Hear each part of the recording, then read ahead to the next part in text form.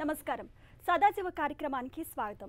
శివరాత్రి అనగానే ఉపవాసం, ధ్యానం, జాగరణ ఈ 3 నియమాలు పాటించాల్సిన రోజుగా మనందరికీ తెలుసు. పండుగ అంటే జనరల్గా మనం ఏం చేస్తాం? కడుపు నిండా భోంచేసి కంటి నిండా పడుకుంటూ ఉంటాం. కానీ శివరాత్రి అంటే అందుకు భిన్నంగా జరుపుకుంటాం. అసలు శివరాత్రి రోజు ఉపవాసం, జాగరణ ఎందుకు చేయాలి? అవి చేయడం వల్ల ఎలాంటి ఫలితాలు ఉంటాయి? అలాగే శరీరంలో ఎలాంటి మార్పులు వస్తాయి? దీనిలో అంతరార్థం ఏంటి అనే విషయాలకు సంబంధించి మనతో మాట్లాడడానికి మనతో పాటు ఉన్నారు ప్రముఖ ఆధ్యాత్మికవేత్త శ్రీమతి లక్ష్మీ విశ్వనాథ్ గారు, అలాగే ప్రముఖ న్యూట్రిషన్ శ్రీమతి డాక్టర్ జానకి గారు మనతో ఉన్నారు. అసలు శివరాత్రికి సందర్భంగా దాని విశిష్టత గురించి అలాగే అనేక విషయాలు మనం మాట్లాడదాం. నమస్కారం అండి. ముందుగా మీకు శివరాత్రి శుభాకాంక్షలు. మీకు కూడా నమస్కారం. ఓకే, అసలు శివరాత్రి రోజు ఉపవాసం చేస్తారో అందరికీ తెలుసు. అసలు ఎందుకు చేస్తారో అనేది చాలా మందికి తెలియదు. శివరాత్రి రోజే ఉపవాసం ఎందుకు చేయాలంటారు? శివరాత్రి రోజే ఎందుకు చేయాలంటే తెలుగు వాళ్ళ పెద్ద పండగల్లో శివరాత్రి. ముందు ఆ పరమేశ్వరుని కొలుచుకుందాం. వాగర్థావివ సంపృక్తౌ వాగర్థ ప్రతిపత్తయే జగత పితరౌ వందే పార్వతీ పరమేశ్వరౌ అంటూ ఆ బోళాశంకరుని కొలుచుకుంటాం మనం. అంటే మన తెలుగు వారికి మీరు చెప్పినట్టుగా పండగలన్నిటిలోకి ఉండేటటువంటి భిన్నంగా ఉండే పండగ. మనం మిగతా పండగలన్నీ కూడాను ఉదయం పూట చేసుకుంటాము, లేకపోతే దీపావళి అనేది సాయం సంధ్య వేళలో జరుపుకుంటాము. కానీ అర్ధరాత్రి జరుపుకునేటటువంటి పండగ అంటే మనలో ఉన్నటువంటి అజ్ఞానం అనే తపస్సుని, ఆ తమస్సు ఉండేటటువంటి అజ్ఞానం అనేటటువంటి మనలో నిబిడీకృతమై ఉంటుంది. కాబట్టి ఆ తమస్సుని తొలగించే పండగ ఇది. అంటే అజ్ఞానాన్ని పోగొట్టి జ్ఞానం అనే జ్యోతిని వెలిగించుకునేటటువంటి ఒక మంచి సదవకాశం ఈ రోజున అనమాట. ఈ రోజున ఉపవాసం ఎందుకు చేయాలి అంటే, అసలు ఉపవాసము అనగానే మనకి ముందు గుర్తుకొచ్చేది పాలు తాగటం, పళ్ళు స్వీకరించడం ఇత్యాదులను అనుకుంటాం. అసలు ఉపవాసము అంటే ఏమిటి? అసలు ఈ రోజునే అసలు మహాశివరాత్రి ఏ మాసంలో వస్తుంది అంటే, ఈ మాసము మాఘమాసం, మఖానక్షత్రయుక్తమైనటువంటి మాసం. అంటే పున్నమి చంద్రుడికి దగ్గరగా మఖానక్షత్రం ఉండటంతో ఈ మాసానికి మాఘమాసము అనేటటువంటి నామం ఉంది. ఈ రోజున మహాశివరాత్రి. మహాశివరాత్రి అని అంటే మనకి శివరాత్రులు 5 రకాలుగా చెప్పారు. ఈ మహాశివరాత్రికి విశేషమైనటువంటి ప్రత్యేకమైన అంటే 1000 రెట్ల ఫలితం మనకి లభిస్తుంది అని చెప్పారు. అంటే ఇప్పుడు కాలమాన్ని మనం ఏది చూసినా కూడా మన ఆధ్యాత్మిక పక్కనే విజ్ఞానం అంటే సైన్స్ కూడా పక్కనే ఉంటుంది. ఈ రోజున తీసుకోకుండా ఆహారం ఉంటే అంటే ఇప్పుడు మనకి ఇప్పుడే కొంచెం నులివెచ్చగా వేడి అన్నది మొదలవుతుంది. అంటే మన శరీరంలో కూడా మార్పులు మొదలవుతాయి. అందుకని చెప్పి మన పెద్దవాళ్ళు ఏర్పాటు చేయడం జరిగింది. ఉపవాసం అంటే ఆవాసము. ఉప అంటే అర్థం ఏమిటి అంటే దగ్గర అని సంస్కృతంలో, ఆవాసము అంటే ఉండటము అని అర్థము. ఎవరికి దగ్గరగా ఉండాలి అంటే ఆ పరమశివుడికి దగ్గరగా ఉండాలి. అంటే నీ జపాన్ని మాత్రమే నేను చేసుకుంటూ ఉంటాను అని చెప్పి ఆ మౌనానికి కూడా అర్థం అదే. అంటే అనవసరమైనటువంటి వ్యర్థమైనటువంటి మాటలు మాట్లాడకుండా శివ శివ శివ శివ అంటూ ఉండాలి. శివ అంటే అర్థం ఏమిటి అంటే మంగళకరమైనటువంటిది అని అర్థము. రాత్రి అంటే అర్థము పార్వతి అని అర్థము. శివరాత్రి అంటే అర్ధనాదీశ్వర తత్వం అన్నమాట. శివపార్వతుల సమ్మేళనం ఇది ఈ శివరాత్రి యొక్క ఉద్దేశము. ఈ రోజున ఉపవాసం ఎందుకు చేయాలి అంటే, మనం పగలంతా కూడా ఉపవాసం చేస్తాము. అప్పుడు మనం చేసేటటువంటి రోజు వండుకుంటానికి సమయం సుమారుగా ఒక అర్ధగంటో 1 గంటో సమయం పడుతుంది మనకి. ఆ సమయం మనకి మిగులుతుంది ఇవాళ. ఆ సమయంలో మనం ఏం చేయాలి? అనవసరమైనటువంటి వ్యర్థమైనటువంటి సినిమాలు ఇలాంటివి చూడటం కాదు. చక్కగా పరమశివుని యొక్క ధ్యానం చేస్తూ ఉండాలి. ఆ ఉపవాసం యొక్క అర్థం అది. కానీ కొంతమందిని మనం ఈ రోజుని వింటున్నాం, నేను ఇవాళ ఉపవాసము ఏమీ తీసుకోకుండా ఉన్నాను ఆహారం, అది చాలా తప్పు అంటారండి.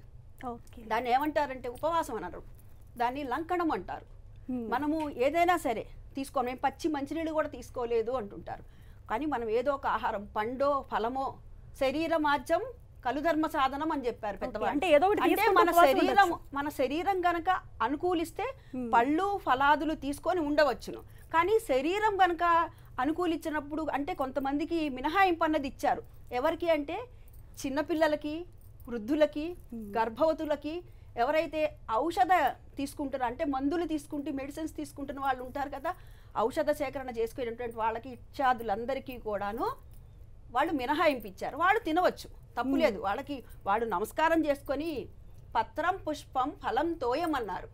అంతే ఒక పుష్పాన్ని సమర్పించవచ్చు, ఓకే, ఒక పత్రాన్ని సమర్పించవచ్చు. తోయం అంటే ఏమిటి? నీరు. ఒక దోసెడు నీళ్లు వేసినా ఆయన సంతోషిస్తాడు. అది ఉపవాసం యొక్క అర్థం. అంటే ఉపవాసం యొక్క అర్థం ఏమిటి? భగవంతుడికి మనం దగ్గరగా భగవంతుడికి దగ్గరగా ఉంటూ భగవన్నామస్మరణతో ఉండటం. ఓకే, మన శరీరం అనుకూలిస్తే ఫలాదులు తీసుకొని ఉండటం. జానకి గారు, అసలు ఉపవాసం చేయడం వల్ల శరీరంలో ఎలాంటి మార్పులు వస్తాయంటారు? సో పండ్లు అవి తీసుకోవచ్చు అని చెప్తున్నారు. సో అలానే ఉపవాసం చేయాలా, లేకపోతే మొత్తం కఠిన ఉపవాసం చేయాలంటారా? ఉపవాసం అనేది ఇంగ్లీష్లో మనం ఫాస్టింగ్ అంటాము. అంటే ఫాస్టింగ్ అంటే మనం కొన్ని ఆహార పదార్థాలు తీసుకోకుండా ఉండటం అన్నమాట. అంటే సిమిలర్ టు డైటింగ్ అని చెప్పొచ్చు. అయితే ఇక్కడ స్పెషలీ అంటే శివరాత్రి రోజు చేసే ఉపవాసం ఎలా ఉంటుందంటే ఫ్రూట్స్ ఎక్కువ తీసుకుంటారు. తర్వాత స్వీట్ పొటాటో కూడా ఎక్కువ మనకి ఇప్పుడే స్టార్ట్ అవుతుంది. ఇప్పుడు అది కూడా బాయిల్ చేసుకుని తీసుకుంటారు అనమాట. సో ఫ్రూట్స్, స్వీట్ పొటాటో అవన్నీ తీసుకున్నప్పుడు ఏమవుతుందంటే మనకి బేసిక్గా మినిమం కావాల్సిన ఎనర్జీ వస్తుంది ఈ పర్టికులర్ ఫాస్టింగ్లో. కానీ మనం మేజర్గా పిండి పదార్థము, తర్వాత ప్రోటీన్ సోర్సెస్, తర్వాత ఫ్యాట్ సోర్సెస్ అనేవి ఇక్కడ ఉండవు. ఏమవుతుందంటే ఇప్పుడు మనకి వైటమిన్స్, తర్వాత సోడియం, పొటాషియం, సాల్ట్స్ అలాంటివన్నీ కూడా ఈ ఫ్రూట్స్, వెజిటబుల్స్ నుంచి వచ్చేస్తాయి. సో మ్యాక్రో న్యూట్రియంట్స్ అంటే మేజర్ పోషకాలు మైనస్ అయిపోయి మనకు కావాల్సిన మైక్రో న్యూట్రియంట్స్ అంటే మనము లైఫ్ సస్టైన్ చేయడానికి ఉండవలసినటువంటి పోషకాలు మాత్రం మనకి ఈ ఫ్రూట్స్ నుంచి వచ్చేస్తాయి. సో ఇలాంటి ఫాస్టింగ్ చేయటం, యాక్చువల్గా ఫాస్టింగ్ ఇలాగే చేయాలి. డెఫినెట్గా చేయాలి. సో అలా చేయటం వల్ల ఏమవుతుంది అంటే బాడీ కొంచెం రెనోవేట్ అవుతుంది, రీజనరేట్ అవుతుంది. సో మొత్తం మన డైజెస్టివ్ సిస్టమ్ శుభ్రంగా అయిపోతుంది. సో అఫ్ కోర్స్ మనకి ఇంకా భక్తి అదంతా కూడా దాంతో కలిసి ఉంటుంది. అంటే రెండు కలిసి వస్తాయి అంటారు. అంటే వారానికి ఒక రోజు నార్మల్గా ఎవరైనా ఫాస్టింగ్ చేయొచ్చు అంటారు. డెఫినెట్గా వారానికి ఒకసారి మనము ఫాస్టింగ్ చేయటం అనేది చాలా యూస్ఫుల్గా ఉంటుంది. ఇన్ఫ్యాక్ట్ మనకి ఇండియన్ జెనెటికల్గా చూస్తే కనుక ఇండియన్ జీన్స్లో ఫాస్టింగ్లో మనం థ్రైవ్ అవుతాం, అంటే ఇంకా బాగుపడతాం అన్నమాట మనం ఫాస్టింగ్లో. కానీ అది క్రానిక్ ఫాస్టింగ్ ఉండకూడదు. ఉదాహరణకి కొందరు ఏం చేస్తారు, మార్నింగ్ నుంచి ఈ ఈవినింగ్ 4 o'clock వరకు, 5 o'clock వరకు, 6 o'clock వరకు ఏం ఆహారం తీసుకోకుండా ఒక పూట భోజనం చేయటం, అది కంటిన్యూస్గా చేయటం, క్రానిక్గా చేయటం అనేది చేస్తూ ఉంటారు. అలాంటప్పుడు నెగిటివ్ ఎఫెక్ట్స్ రావడానికి ఉంటుంది, అల్సర్స్ ఫామ్ అవటం అట్లాంటివి ఉంటుంది. కానీ బట్ ఇలాంటి fasting weekly once only with అందరూ చేయొచ్చు. ఓకే, సో ఉపవాసం గురించి చెప్పారు. అలాగే జాగరణ కూడా శివరాత్రి రోజు చాలా ఇంపార్టెంట్. అసలు జాగరణ చేయడం వల్ల ఎలాంటి ఫలితాలు ఉంటాయంటారు? జాగరణ చేయటం వల్ల ఫలితాలు ఏంటి అంటే, బ్రహ్మ విష్ణువులు ఇద్దరూ కూడా వాగ్వివాదం చేసుకుంటున్నారు. ఏ సందర్భంగా అంటే, నేను గొప్ప అంటే నేను గొప్ప అని అనుకుంటున్న సందర్భంలో పరమశివుడు లింగరూపం దారుస్తాడు ఈ రోజునే. ఓకే, లింగరూపం దారుస్తాడు. ఆ దాల్చే సమయమే ఏమిటి అంటే లింగోద్భవ కాలం, అంటే రాత్రిపూట. మనకు మహాశివరాత్రిని ఏ విధంగా చూసుకోవాలి అంటే, ఉదయము త్రయోదశి ఉండాలి, సాయంత్రం అంటే ప్రదోష వేళకి చతుర్దశి గడియలు వ్యాప్తి చెంది ఉండాలి. ఈ రోజున సాయంత్రం నుంచి రేపటి వరకు, అంటే ఈ రోజున రాత్రి సాయంత్రం ప్రదోష వేళకి ఉండటం, అర్ధరాత్రి చేసేటటువంటి లింగోద్భవ కాల అభిషేకానికి. ఓకే, అభిషేకం టైంలో కూడా మనకు చతుర్దశి ఉండాలి. తిరిగి మర్నాడు ఉదయం సూర్యోదయానికి కూడా మనకి చతుర్దశి గడియలు ఉండాలి. ఎందుకు అని అంటే దీనికి కూడా ఒక చిన్న కారణం ఉంది. ఆ ఈ రోజునంతా మనం ఉపవాసం చేస్తాం కదా. అవును, ఈ ఉపవాసం చేసినటువంటి ఈ ఆహారం ఏదైతే ఉందో దాన్నంతా కూడా, అంటే మన శక్తి ఉంటే అంతవరకు మనం ఎవరికైనా దానం ఇవ్వని చెప్పారు పెద్దవాళ్ళు. లేదు మనకు శక్తి ఉందే 10 రెట్లు దానం ఇవ్వచ్చు. అది అంటే ఏ గడియల్లో ఇవ్వాలి అంటే మరలా అమావాస్య గడియలు రాకుండా చతుర్దశి గడియల లోపలే ఇవ్వమన్నారు. దానికి ఫలితం ఉంటుంది. అంటే ఇప్పుడు ఏకాదశి ఉపవాసం చేసిన వాళ్ళు ద్వాదశి రోజున ద్వాదశి గడియలు వెళ్ళిపోకముందే పారాయణ చేయమన్నారు. పారాయణ అంటే ఏదైనా ఆహారం తీసుకోవటం అని అర్థం అనమాట సంస్కృత భాషలో. ఓకే, అట్లా అదే విధంగా చతుర్దశి గడియలు వెళ్ళే లోపల చేయటం. ఈ జాగరణ అన్నది ఎందుకనంటే, శివుడు లింగరూపం దారుస్తాడు కదా. ఆ తర్వాత క్షీరసాగర మదనం జరుగుతున్నప్పుడు బాగా ఇది హాలాహలం అన్నది ఉద్భవిస్తుంది. హాలాహలం అంటే విషం ఉద్భవిస్తుంది. ఆ పరమశివుడు ఏం చేస్తాడు, ఆ హాలాహలాన్ని మింగుతాడు. ఎట్లా ముందర భార్య వంక చూస్తాడు, పార్వతీదేవి వంక ఇట్లా చూస్తే ఆమె సంజ్ఞ చేస్తుంది, ఇట్లా సంజ్ఞ చేసి తీసుకోమంటుంది. తీసుకోమన్నప్పుడు ఆమె తీసుకోమని ఇట్లా సంజ్ఞ చేసి తీసుకుంటాడు. మళ్ళీ ఆవిడ ఏం చేస్తుంది, శరీరం అంతా కూడా ఆ హలాహలం ఆ విషం అన్నది వ్యాపించకుండా ఉండటానికి ఆమె మంగళసూత్రం తీసుకొని ఇక్కడ కంఠానికి అడ్డం పెడుతుంది. అందుకని కంఠం వరకే ఉంటుంది. అందుకే ఆయన గరళ కంఠుడు అయినాడు. అది ఆ రోజు ఎందుకు జాగరణ చేస్తారు అంటే హలాహలం మింగాడు కదా, విషం మింగినప్పుడు ఏమవుతుంది, కొద్దిగా అపస్మారక స్థితిలోకి వెళ్ళటం అన్నది సహజంగా జరుగుతుంది కదా. అదే విధంగా ఆ అపస్మారక స్థితిలోకి వెళుతూ ఉన్నాడు పరమేశ్వరుడు. అది గమనించారు దేవతలు, రాక్షసులు అందరూ కూడా గమనించి తెల్లవార్లు కూడా శివనామాన్ని చేస్తూ ఉన్నారు. అందుకని జాగరణ చేయటం అన్నది అప్పటి నుంచి కూడా వచ్చిందని మన పెద్దవాళ్ళు చెప్తారు. మనకి కొన్ని పురాణాల్లో కూడా మనకి ఈ విధంగా కనబడుతుంది. జాగరణ యొక్క ఉద్దేశం అది. అంటే మనలో ఉన్నటువంటి తమస్సును పోగొట్టి మనలో ఉన్నటువంటి శివుణ్ణి జాగృతం చేయటం, అది జాగరణ యొక్క ముఖ్య ఉద్దేశం ఇది. ఓకే, శివుణ్ణి జాగృతం చేయడం కోసం జాగరణ చేస్తారని చెప్తున్నారు. అలాగే జానకి గారు, అసలు జాగరణ చేయడం వల్ల శరీరంలో ఏమైనా మార్పులు సంభవించే అవకాశం ఉందంటారా? డెఫినెట్గా ఉంటుందండి. ఎందుకంటే మామూలుగా సర్కాడియన్ రిథమ్స్ అనేది జరుగుతూ ఉంటుంది. మనం రాత్రిపూట పడుకోవటం, పగలపూట పని చేయటం అనేది న్యాచురల్గా మన హ్యాబిటైట్ అట్లా ఉంటుంది అనమాట. న్యాచురల్గా అట్లా జరుగుతుంది. ఎప్పుడైతే మనం నిద్రపోతామో ఫస్ట్ అవర్లోనే మెలటోనిన్ అనేసి ఒక హార్మోన్ రిలీజ్ అవుతుంది. ఆ హార్మోన్ ఏం చేస్తుందంటే రిపేర్ చేస్తుంది బాడీని. ఎవ్రీడే మనకి day to day wear and tear అనేది ఒకటి ఉంటుంది అనమాట. అంటే శరీరం కొన్ని కణాలు పోవటము, కొత్త కణాలు రావటం, ఇట్లాంటివన్నీ ఉంటుంది. ఆ రిపేర్ అంతా ఎప్పుడు జరగాలంటే రాత్రిపూట జరుగుతుంది అనమాట. ఆ రిపేర్ జరగటానికి మనం నిద్రపోతూ ఉంటాము. సో మన బాడీ అది రిపేర్ చేస్తూ ఉంటుంది. ఇప్పుడు ఇది వన్స్ ఇన్ ఏ ఇయర్ మనం జాగరణ చేయటం అనేది. కానీ ఇప్పుడున్న లైఫ్ స్టైల్ ఏం జరుగుతుందంటే ఆల్మోస్ట్ మనము 12 o'clock 1 o'clock పడుకోవటం జరుగుతుంది. ఆల్మోస్ట్ రెగ్యులర్గా అలా చేస్తున్నారు. అండ్ నైట్ షిఫ్ట్ వర్క్ చేసే వాళ్ళకి ఇది ఇంకా కొంచెం ఎక్కువ అవుతుంది అనమాట. సో అలా జరిగినప్పుడు అంటే క్రానిక్గా ఉన్నప్పుడు, ఎప్పుడైతే ఇట్లా క్రానిక్ ఎవ్రీడే మనం డేట్ చేంజ్ అయిన తర్వాతే మనం నిద్రపోతున్నాము అని అంటే గనక మన బాడీ రిపేర్ అనేది తగ్గిపోతుంది. సో ఎప్పుడైతే రిపేర్ తగ్గుతుందో అప్పుడు మనకి లైఫ్ స్టైల్ డిసీజెస్ అంటే ఈ బీపీ కానీ, షుగర్ కానీ, కొలెస్ట్రాల్ పెరగటం కానీ ఇలాంటివన్నీ వస్తాయి అన్నమాట. సో ఒక 2 years 3 years మనం క్రానిక్గా ఇలాగే కంటిన్యూస్గా మనం చేసామనుకోండి, అసలు మన బాడీకి ఏమీ రిపేర్ అవ్వడానికి మనం ఛాన్స్ ఇవ్వలేదు అనుకోండి, సో ఒకరోజు అది మనకి చూపిస్తుంది అనమాట. సో అట్లాంటి మార్పులు వస్తాయి. బట్ పర్టికులర్గా శివరాత్రి రోజున మనము ఒక్కరోజు చేయడం వల్ల ప్రాబ్లం ఉండదు, కానీ రెగ్యులర్గా ఇలా చేస్తే, జాగరణ చేస్తే హెల్త్ ప్రాబ్లమ్స్ వస్తాయంట. డెఫినెట్గా. ఓకే, అసలు ఉపవాసం అనేది చాలా మంది తినకుండా ఉండలేరు. ఆ టైంకి ఏదో ఒకటి తినాలి అనుకుంటారు, ఫ్రూట్స్ తింటూ ఉంటారు. సో ఫ్రూట్స్తో పాటు ఇంకేమైనా తినొచ్చా అండి? అంటే ఇందాక నేను చెప్పినట్టుగా శరీరమార్జం కలుధర్మ సాధనం. మన శరీరం కనుక అనుకూలిస్తే ఫ్రూట్స్ తిని ఉండటం మంచిదే. ఒకరోజు అలా తీసుకోవడం వల్ల సైంటిఫిక్గా చూస్తే కూడా అది కూడా మనకు మంచిదే. కానీ ఉండలేని వాళ్ళు తినవచ్చు. అంటే వస్తుంది, తప్పులేదు. దాని మీద మన పెద్దవాళ్ళు అందుకే ఒక తులసి దళం ఉంటుంది కదా, మనం తీసుకునేటటువంటి ఆహారం మీద ఒక్క తులసి దళాన్ని పెట్టి నివేదన చేసి భగవంతుడు చూపించి దాన్ని మనం ప్రసాదంగా తీసుకుంటే ఎటువంటి దోషము ఉండదు అని చెప్పారు. అందుకే ఇప్పుడు గర్భవతులు కానీ, పెద్దవాళ్ళకి కానీ, చిన్నపిల్లలు కానీ వీళ్ళెవరు కూడా ఉండటం కష్టం కదా. అందుకని చెప్పి అటువంటి వారికే కాదు, మామూలు పరిస్థితుల్లో కూడా ఇవాళ వారు చెప్పినట్టుగా డయాబెటిస్ అన్నది ప్రతి వాళ్ళని పీడిస్తున్న సమస్య, వయసుతో నిమిత్తం లేకుండా ఉంటుంది. కాబట్టి ఇటువంటి వారైనా కూడా ఏదైనా పలహారం తీసుకొని, ఏదంటే అంటే మన టిఫిన్ లాంటిది ఏదో ఒకటి, అంటే పిండిలాగా చేసుకొని, ఉప్మా లాగా చేసుకొని అట్లా చేసుకొని తీసుకోవచ్చు. ఓకే, అలాగే జానకి గారు, ఉపవాసం అనేది ఎటువంటి వారు ఎలా చేయాలంటారు? ఇప్పుడు లావుగా ఉండేవాళ్ళు ఎలా చేయొచ్చు, అలాగే సన్నగా ఉండేవాళ్ళు ఎలా చేయొచ్చు, వాళ్ళకి ఎలాంటి ఇబ్బంది కలగకుండా ఉండాలంటే జనరల్గా ఉపవాసం ఎలా చేయొచ్చు? ఇప్పుడు శివరాత్రి రోజున చేశారనుకోండి, ఉదాహరణకి ఫ్రూట్సే తీసుకుని ఉన్నారు మార్నింగ్ నుంచి ఈవినింగ్ వరకు, బై ఈవినింగ్ ఒక 2 kgs తగ్గిపోతారు బరువు ఉన్న వాళ్ళు. ఎందుకంటే వాటర్ కంటెంట్ అనేది బయటకు వెళ్ళిపోతుంది. ఫ్రూట్స్ చేసేది ఏంటంటే డైరుటిక్ యాక్షన్ అంటారు దీన్ని. బాడీలో ఎక్సెస్ వాటర్ అంతా కూడా పోగొట్టేస్తుంది. సో తర్వాత నెక్స్ట్ డే మన డైజెస్టివ్ సిస్టమ్ అంతా క్లీన్ చేయటం అనేది జరుగుతుంది అనమాట. ఈ రెండు కూడా జరుగుతాయి.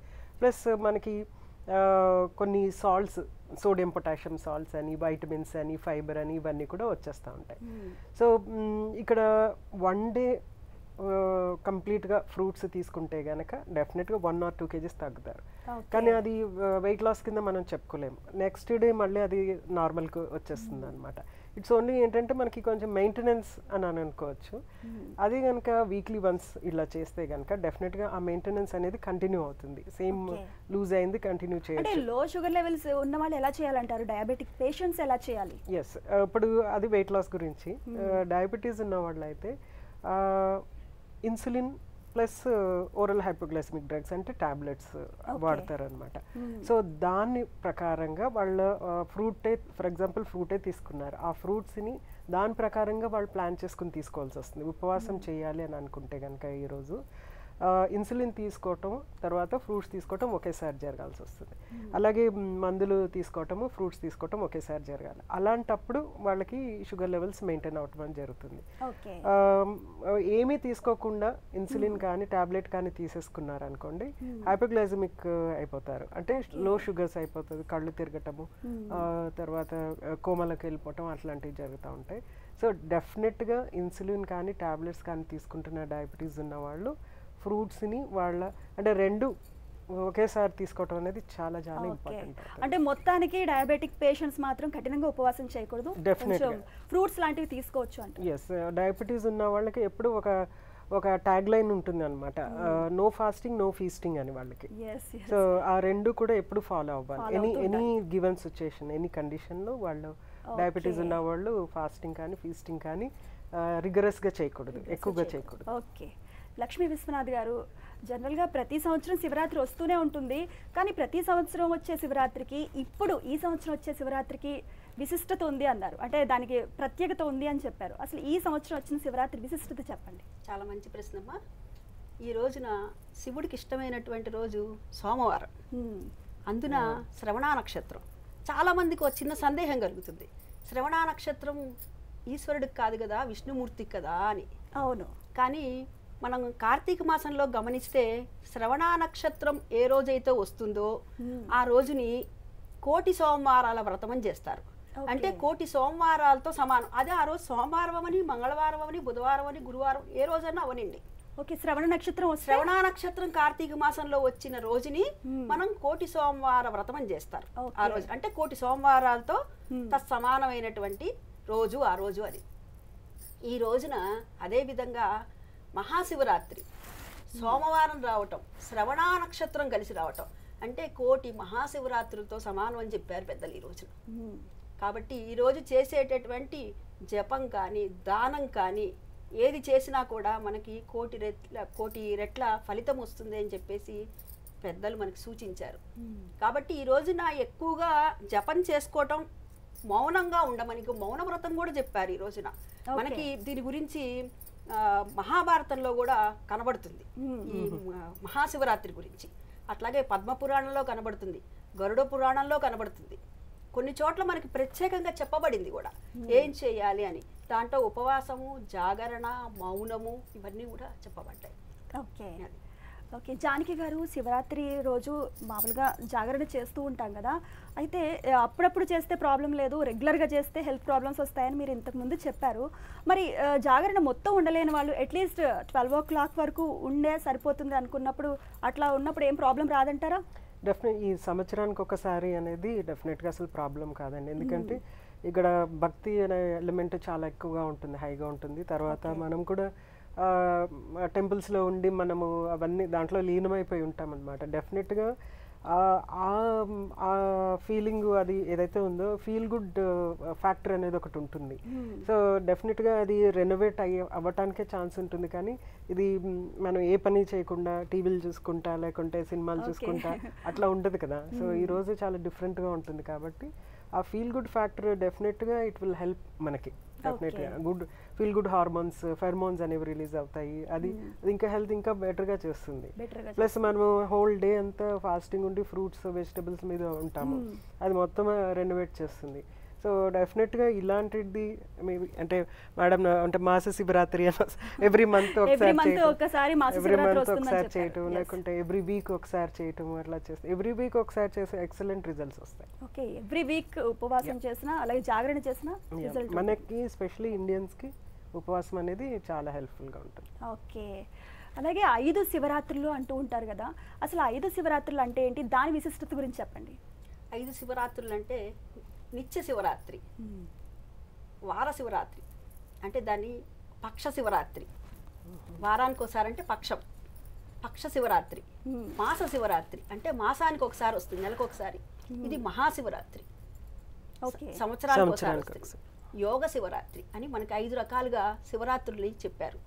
ఈ శివరాత్రులని గనక ఇప్పుడు ప్రతి మాస శివరాత్రి కూడా బహుళ చతుర్దశి నాడు ప్రదోష వ్యాప్తికి ఉండేటటువంటి శివరాత్రిని మాస శివరాత్రిగా మనం చెప్పుకుంటాము. ప్రతి నిత్యం కూడా ఇంట్లో లింగం ఉంటే గనక అభిషేకం చేసుకుంటాం. మనకి పంచాయతనం అని ఇంట్లో ఉంటుంది, అంటే విఘ్నేశ్వరుడు, అమ్మవారు, ఈశ్వరుడు, సూర్యుడు, ఇట్లా 5 రకాలు కూడా మనకి ఉంటుందన్నమాట. పంచాయతనం అంటారు. ఈ పంచాయతనము మనం గమనిస్తే కనుక ఒక్కొక్క మాసంలో ఒక్కొక్క భగవంతుడిని కూడా మనం కొలుస్తూ ఉంటాం. అది మనకి మొదలు ఎట్లా అవుతుందంటే భాద్రపద మాసంలో వినాయకుడితో మొదలవుతుంది. భాద్రపద మాసంలో వినాయకుడు, ఆశ్వీజ మాసంలోనేమో దేవీ నవరాత్రులు, కార్తీక మాసంలో శివుడు, ఇంకా మార్గశిర మాసంలోకి వచ్చేసరికి సూర్యుడు. ఇట్లా ఈ విధంగా మనకి ఒక్కొక్క మాసానికి ఒక్కొక్క దేవుణ్ణి కూడా చెప్పడం జరిగింది.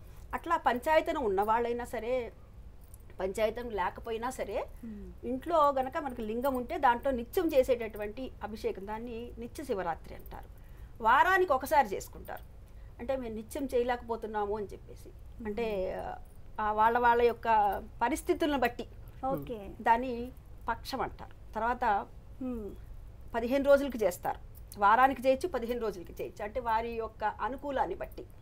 నిత్య, పక్ష, మాస, మాస అంటే నెలకోసారి, ఇది మహాశివరాత్రి, సంవత్సరానికి ఒకసారి చేశారు. తర్వాత చిట్ట చివరిది యోగం అన్నమాట, యోగ శివరాత్రి. అది మునిపొంగవులు లాంటి పెద్దవాళ్ళు చేసేటటువంటి పెద్ద కలాపం.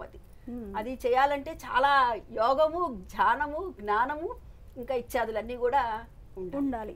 ఇది 5 రకాలు అనమాట వీటిని. అంటే మనం ఏది గమనించినా పరమేశ్వరుడికి పంచభూతాత్మకుడు. పరమేశ్వరుడికి 5 ముఖాలు ఉంటాయి. 5 ముఖాల్లో ఏంటి, పంచభూతాలు 5 ముఖాలు, గాలి, ఆకాశము, నీరు, నిప్పు, ఇవన్నీ కూడా మొత్తం పృథ్వీ అన్ని కలిపి పంచభూతాలు, పంచముఖాలు. అందుకని త్రినేత్రాలు, నేత్రం, పాలనేత్రం, మూడో నేత్రం తెలిసిన తర్వాతే మన్మధుడు భస్మీపటలం అయ్యాడు కదా పాలనేత్రంతో. అవును, అది 5 ముఖాలకు 5కి సంకేతం. అందుకే పంచభూతాత్మకుడు అనేటటువంటి నామం కూడా పరమేశ్వరుడికి ఉండటం మనం గమనిస్తాం. ఓకే, అలాగే శరీరంలో ఉండే జీవతత్వాన్ని పరమేశ్వర తత్వం అంటూ ఉంటారు కదా, దాన్ని మీరు ఏ విధంగా సమర్థిస్తారు? అంటే మనలోనే భగవంతుడు ఉన్నాడు, అంటే నిన్ను నువ్వు సృష్టించుకోవాక, అంటే నిన్ను నువ్వు ఇబ్బంది పెట్టుకోవాక, నీలో ఉన్న దేవుణ్ణి నువ్వు బాధ పెట్టవాక, ఏ ఉపవాసం చేయని, ఏ బాధ పెట్టని, ఏది కూడా నీలోనే ఉన్నాడు దేవుడు, మనలోనే ఉన్నాడు. దాన్ని గనక మనం గమనించుకుంటే మనకి అసలు ఈ తప్పులు అన్నవి జరగవు, ఇటువంటి అన్యాయాలు, అకృత్యాలు అన్నవి జరగవు. అంటే మనలో ఉన్న భగవంతుడు, మనం ఏదైనా ఒక పొరపాటు చేస్తున్నాము, ఒక్క చిన్న అబద్ధం ఆడినా కానీ అయ్యో అబద్ధం ఆడామని చెప్తారు. అది ఎవరు లోపల మనలో ఉన్నటువంటి ఆ జీవుడు. ఇప్పుడు వివేకానందుడు ఏమన్నాడండి, జీవ ఆత్మ పరమాత్మ అని చెప్పాడు. అంటే జీవుడికి నువ్వు సహాయం చేస్తే అది శివుడికి చేసినట్టే, జీవారాధన శివారాధన అని చెప్పి స్పష్టంగా చెప్పాడు వివేకానందుడు, అంత మహనీయుడు. అటువంటిది మనలో ఉన్నటువంటి జీవుడు మనకు ప్రతి క్షణం చెప్తూనే ఉన్నాడు, పరమాత్ముడు చెప్తూనే ఉన్నాడు, నువ్వు ఈ పని చెయ్యి, ఈ పని చేయవాక అని చెప్పేసి. కాబట్టి మనం మనసు ఏది చెప్పిందో అది చెయ్యాలి. ఎప్పుడు మనలో ఉండేటటువంటి ఆ జీవుడు అన్నది మంచిగా చెప్తుంది కానీ చెడు అన్నది ఎప్పటికీ చెప్పదు. ఓకే, అంటే మంచి చెప్తుంది కానీ చెడు అనేది ఎప్పటికీ ప్రేరేపించదు. ఓకే, అది ప్రేరేపించింది అంటే అది బుద్ధి మంచిదిగా లేదు, అంటే మంచిగా లేదు అంటే ఈ చెప్పింది వినలేదు ముందర మనం. మొట్టమొదటిగా మనకు వచ్చే సంకేతం అదే.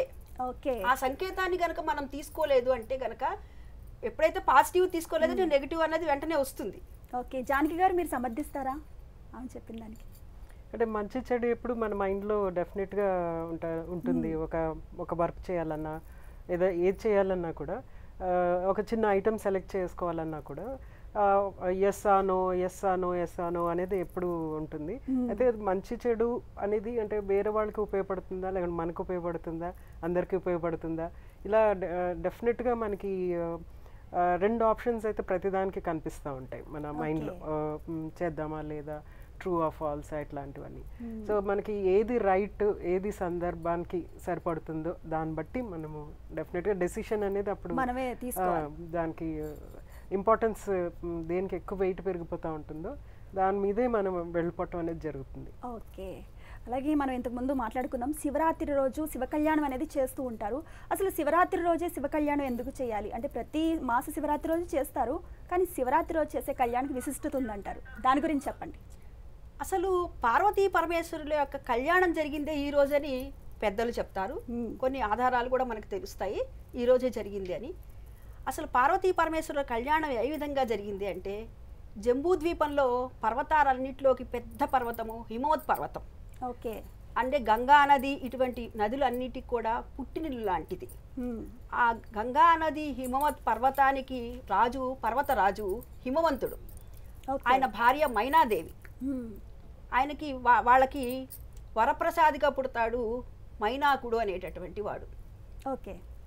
వరప్రసాదిగా పుట్టిన మైనాకుడికి చెల్లెలుగా పుడుతుంది పార్వతీదేవి. ఈమె ఎందుకని పుట్టింది అంటే ఈమె కూడా అమ్మవారి అంశ కదా. అంటే తారకాసుర వధ జరగాలి అంటే ఈ అమ్మవారి అంశతో ఈమె పుట్టాలి. అంటే పర్వతరాజ పుత్రి కాబట్టి ఈమె పేరు పార్వతి అయింది. పార్వతి, మైనాకుడు, పార్వతి ఇద్దరు పుత్రుడు పుత్రిక ఇద్దరు కూడా. చక్కగా సాగుతోంది వాళ్ళ సంసారం. ఒకరోజు నారదుడు వచ్చాడు ఇక్కడికి, ఈ హిమవత్ పర్వతానికి. వచ్చినప్పుడు నారదుడిని అడుగుతాడు హిమవంతుడు, అయ్యా నా కుమార్తెకి అప్పట్లో, ఇప్పుడు చట్టాలని బట్టి ఒప్పుకోవట్లేదు కానీ అష్టవర్షాత్ భవేత్ కన్యా అనేవాడు అప్పట్లో. అంటే 8 సంవత్సరాల కల్లా వివాహం చేయాలి అని చెప్పేసి అప్పట్లో ఉండేది. ఇప్పుడు చట్టాల ప్రకారంగా కుదరదనుకోండి. అష్టవర్షాత్ భవేత్ కన్యా, నా కుమార్తెకి 8 సంవత్సరాలు రాబోతోంది, కుమార్తెకి వివాహం చేయాలనుకుంటున్నాను, మరి ఎలా ఉంది జాతకం అది చూసి చెప్పవయ్యా అని అడుగుతాడు నారదుడు. చూసి నవ్వి, నీ కూతురికేమయ్యా జాతకురాలు ఆ సాక్షాత్తు పరమేశ్వరుణ్ణే వివాహం చేసుకోబోతోంది అని చెప్పి చెప్తాడు. అతను విని హిమవంతుడు చాలా ఆశ్చర్యచకితుడవుతాడు. అవునయ్యా నిజమే నేను చెప్తోంది, నువ్వు సాక్షాత్తు ఆ పరమేశ్వరుడికే మామగారివి కాబోతున్నావు అని చెప్పి అంటాడు. సరే వెళ్ళి అడుగుతాడు, మా అమ్మాయిని వివాహం చేసుకుందరు రండి అంటే లేదు అని చెప్పి తపస్సు చేసుకుంటూ ఉంటున్నాడు. అంటే సమయాభావం వల్ల నేను కొంచెం క్లుప్తంగా చెప్తాను. ఓకే, క్లుప్తంగానే చెప్తాను. వెళ్ళి అడుగుతాడు. అడిగితే కాదని అంటాడు. అట్లా తపస్సు చేసుకుంటూనే ఉంటాడు. చేసుకుంటూనే ఉంటే సరే తపస్సు చేసుకుంటున్నాడు కానీ సరే మా అమ్మాయిని సపర్యల్లో ఉంటుంది అంటే అక్కడ కావాల్సినటువంటి తపస్సుకు కావాల్సినట్టు ఏర్పాటు చేసే ముగ్గులు పుష్పాలు ఇత్యాదులన్నీ ఏర్పాటు చేస్తుంది అంటే సరే అంటారు. ఆ విధంగా తపస్సు జరుగుతూ ఉంటుంది. వీళ్ళిద్దరికీ వివాహం జరగాలి, వీళ్ళిద్దరికీ తపస్సు జరుగుతోంది కానీ వివాహం జరగట్లేదని చెప్పేసి దేవతలందరూ కూడా ఎదురు చూస్తూ ఉంటాడు. ఇంకా బ్రహ్మదేవుడు ఏం చేస్తాడంటే మన్మథుడిని పంపిస్తాడు. ఓకే. పంపించి తపస్సుని భంగం చేయి నువ్వు అని చెప్తాడు. చెప్తే ఆ తపస్సులో ఉండి ఆ పుష్పాలు వదులుతాడు. వదిలితే ఆ పుష్ప శరాలన్నీ కూడా నిర్వీర్యమైపోతాయి. ఎందుకంటే ఫాలనేత్రం తెరుస్తాడు, 3వ నేత్రంతో చూస్తాడు. ఆ పుష్పాలన్నీ నిర్వీర్యమైపోయి మన్మధుడు భస్మీపట్లమైపోతాడు. అది చూసినటువంటి రతీదేవి పరమేశ్వరుని ఆశ్రయిస్తుంది. అయ్యా ఇట్లా అయ్యాడు మన్మధుడు అని చెప్పి బాధపడుతుంది. నీకు మన్మధుడుగానే కనబడతాడు కానీ మిగతా అందరికీ సూక్ష్మ రూపంలో కనబడతాడు అని చెప్పి చెప్తాడు. సరే ఆ విధంగా జరుగుతుంటుంది. మళ్ళీ ఎందుకని ఇట్లా మన్మధుడికి జరిగిందంటే దీనికి కూడా తర్వాత శంభాసురుడు అనేటటువంటి రాక్షసుని చంపితే శ్రీకృష్ణుడికి ద్వాపర యుగంలో శ్రీకృష్ణుడికి రుక్మిణీదేవికి ప్రద్యుమ్నుడుగా పుడతాడు. పుట్టిన తర్వాత శంభాసురుణ్ణి వధించిన తర్వాత తిరిగి మళ్ళీ ఇతని రూపం ఇతనికి వస్తుంది మన్మధుడికి అని చెప్పి వరమిస్తాడు పరమేశ్వరుడు. ఈ విధంగా జరుగుతుంది. సరే పార్వతీదేవి కూడా ఇంకా చూస్తుంది రోజు, కానీ అతను కళ్ళెత్తి చూడడు, పల్లెత్తి మాట్లాడు. రోజు ఇట్లా జరుగుతోంది, అయిపోతుంది. కానీ బ్రహ్మదేవుడు దేవతలందరూ కూడా చింతిస్తారు. తారకాసురుడు అనేటటువంటి రాక్షసుడు అప్పటికే ముల్లోకాలని గడగడలాడిస్తున్నాడు అనమాట, బాగా బాధ పెడుతున్నాడు. ఆ తారకాసుర వధ ఎవరి చేత జరగాలి అంటే వీళ్ళిద్దరికి సంతానం కలిగేటటువంటి కుమారస్వామి వల్ల జరగాలి. అందుకని ఇక్కడ వీళ్ళ వివాహం లోక కళ్యాణార్థమే జరగాలి. అందుకని ఆ విధంగా జరుగుతోంది. కానీ ఇక్కడ తపస్సు జరుగుతోంది కానీ జరగట్లేదని చెప్పి సరే అని చెప్పి మళ్ళా పార్వతీదేవి కూడా వెళ్ళి తపస్సు చేస్తూ ఉంటుంది. నారచీర కట్టేసి తపస్సు చేస్తుంటుంది. సరే ఈమె ఘోరమైన తపస్సు చూస్తాడు. అంటే పర్ణము అంటే ఆకు అని అర్థము. ఓకే. అటువంటి పర్ణాన్ని కూడా స్వీకరించకుండా ఘోరమైన తపస్సు చేస్తుంది. అందుకే అమ్మవారి నామాల్లో మనకి అపర్ణ, చండిక అని ఉంటుంది కదా, అపర్ణ అన్న నామం అప్పుడు వచ్చింది అనమాట. ఆ విధంగా ఘోరమైన తపస్సు చేస్తున్నటువంటి పార్వతీదేవిని చూసిన పరమేశ్వరుడు సరే సంతుష్టుడయ్యి సరే అని చెప్పి మన సప్త ఋషుల్ని అరుంధతిని పంపిస్తాడనమాట. ఓకే. రాయబారంగా పంపిస్తాడు, అంటే వివాహానికి కుదుర్చుకొని రండి అని చెప్పి. అప్పుడు పార్వతీదేవి తపస్సును చూసి అయినా పరీక్షిద్దామని చెప్పి ఒక ముసలి వేషంలో వెళ్తాడు పరమేశ్వరుడు. ముసలి వేషంలో వెళ్ళినప్పుడు పరమేశ్వరుని చూసి పార్వతీదేవి ముసలి వేషంలో చూసిన పార్వతీదేవి ఏమంటుందంటే, క్లుప్తంగానే చెప్తాను నేను, పరమేశ్వరుడు ఆనంద చక్తుడవుతాడు. ఆ ముసలి వేషంలో నుంచి అడుగుతాడనమాట, ఏమున్నది, ఆ భస్మం ధరిస్తాడు, జింక చర్మం ధరిస్తాడు, ఏమున్నది అతనిలో ఏమీ లేదు కదా అని చెప్పి అంటాడు. అని చెప్పి పరమేశ్వరుడు సంతుష్టుడయి పార్వతీ పరమేశ్వరుల వివాహాన్ని గర్గముని అనేటటువంటి ఆ ముని ఆధ్వర్యంలో అంగరంగ వైభవంగా వివాహం జరుగుతుంది. ఆ వివాహం జరిగింది గర్గముని ఆధ్వర్యంలో వివాహం జరిగింది. ఓకేనండి, చాలా చక్కగా వివరించారు అసలు శివరాత్రి విశిష్టత, అలాగే శివరాత్రి రోజు ఉపవాసం జాగరణ చేస్తే ఎలాంటి ఫలితాలు కలుగుతాయో చాలా చక్కగా వివరించారు లక్ష్మీ విశ్వనాథ్ గారు. అలాగే జానకి గారు శరీరంలో వచ్చే మార్పులు ఏ విధంగా ఉంటాయి ఉపవాసం చేయడం వల్ల అనే విషయాలు చాలా చక్కగా వివరించారు. థ్యాంక్ యూ సో మచ్ అండి. ఇది ఇవాల్టి సదాశివ కార్యక్రమం.